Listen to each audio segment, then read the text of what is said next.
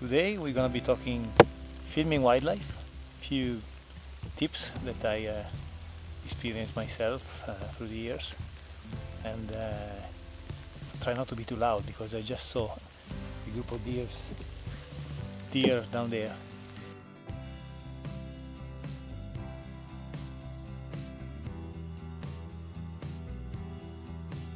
And it is very difficult to see anything over here because they've been hunting for many years to anything that moves. So now you can only find a few deer and eventually some wild boar, and fox is very rarely.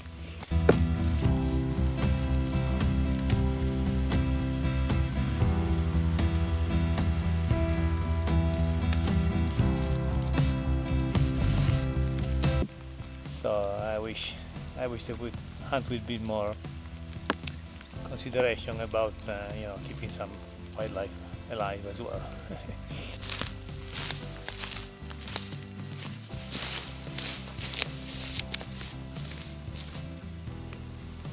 One thing you should consider, like today, is to go out in the rain.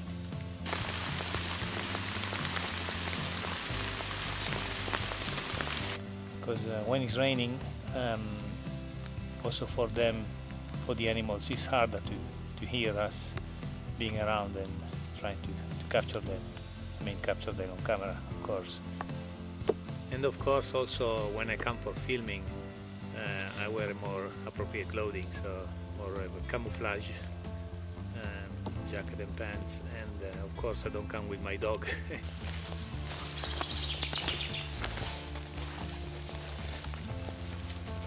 Because he can make them all run away, of course. But so consider coming out when it's raining.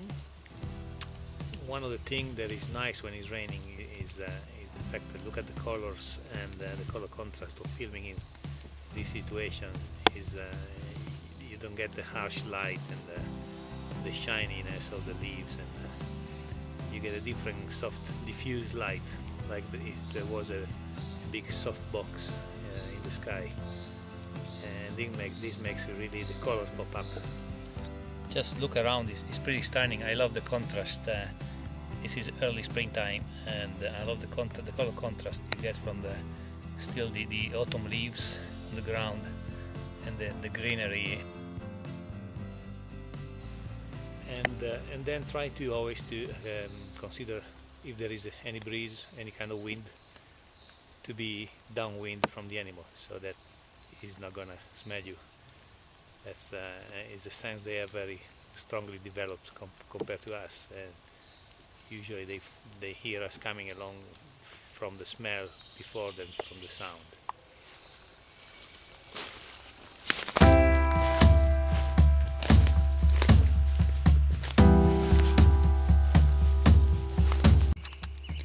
This, for example, could be a good spot to capture a woodpecker. See, as you can see, as they tend to follow the same path daily, so they leave this pathway in the forest. So this is another thing to consider if you want to try to capture them. You have to position yourself in where you get to see their marks on the ground, their trails.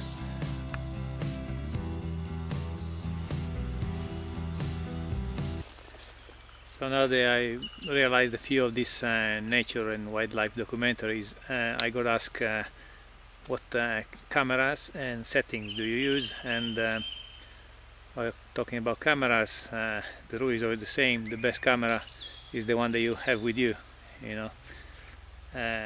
because particularly with wildlife, sometimes these things happen unexpectedly. So you are on a walk in the forest and suddenly some wildlife pass by, and you want to be able to be quick capturing it. So whether it can be even with the phone, with the smartphone, but of course if you have a more advanced camera, the one you can adjust the settings.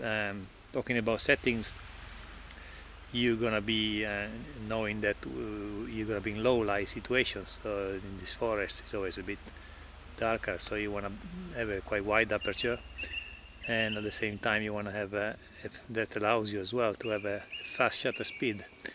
So then you remain with the ISO, which you try not to go too high. As you know, the ISO, the higher you go, the noisier and the less quality you get from your images. So you want to stay in an ISO. You could try, you know, with automatic ISO. Sometimes it works. Sometimes you just go too high and the quality, then you lose too much quality. So,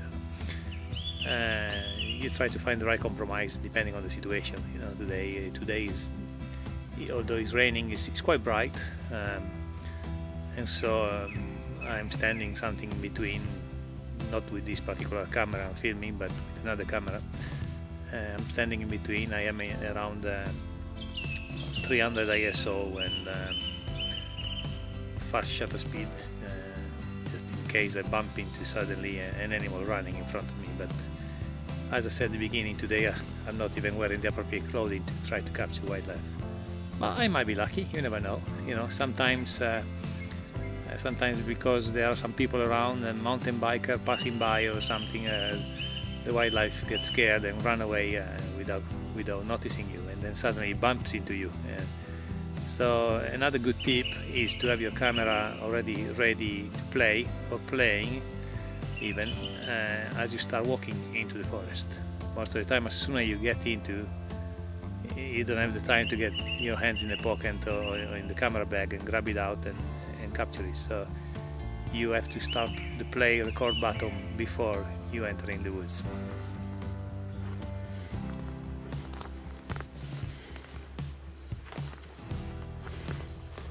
There is one down there. I can see his ears. Let me see if I can zoom in. There he is over there. Can you see him? There he is. Finally I got one, guys. Very difficult. Oh, amazing. Okay, anyway, I hope I gave you some of the tips that I learned over the years with my fabulous outdoors love. And it's all about, the most important rule of all is patience. So be patient, go out, get out more, as it's fabulous outdoors. See you next video.